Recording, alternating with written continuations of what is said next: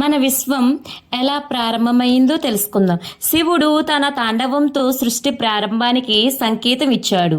హిందూ పురాణాలలో శివతాండం అంటే సృష్టి, బ్రహ్మదేవుడు స్థితి, విష్ణువు లయకారుడు శివుడు అని చక్రాన్ని సూచిస్తుంది.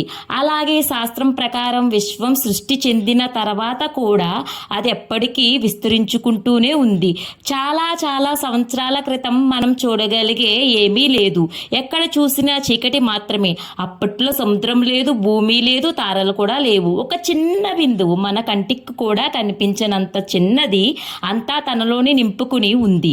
అది చాలా వేడి, చాలా శక్తితో నిండిపోయి ఒక్కసారిగా విస్ఫోటనం చెందింది.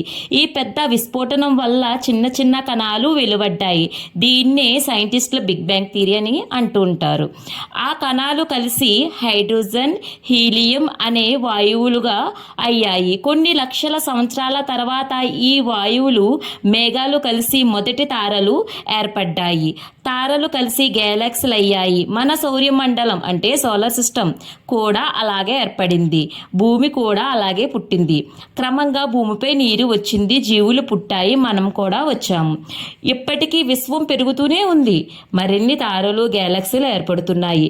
మన విశ్వం ఎప్పటి వరకు విస్తరించుకుంటుందో తెలీదు, కానీ ఇది ఒక అద్భుతమైన ప్రయాణం.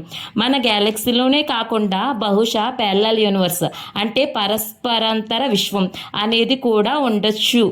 మన భూమిలాగే మరో భూమి ఎక్కడో మరో విశ్వంలో, మరొక గ్యాలక్సీలో లేదా మనకు తెలియని స్థలంలో ఉండొచ్చు. హిందూ పురాణాలలో అనేక లోకాలు ఉన్నాయని చెబుతారు. భూలోకం, స్వర్గం, పాతాళం.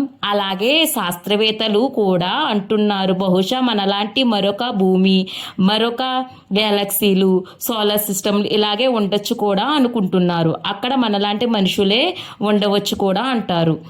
Thank you friends. మీకు ఇది నచ్చినట్లయితే కనుక ప్లీజ్ లైక్ చేయండి, కామెంట్ చేయండి, షేర్ చేయండి, సపోర్ట్ చేయండి. Please friends.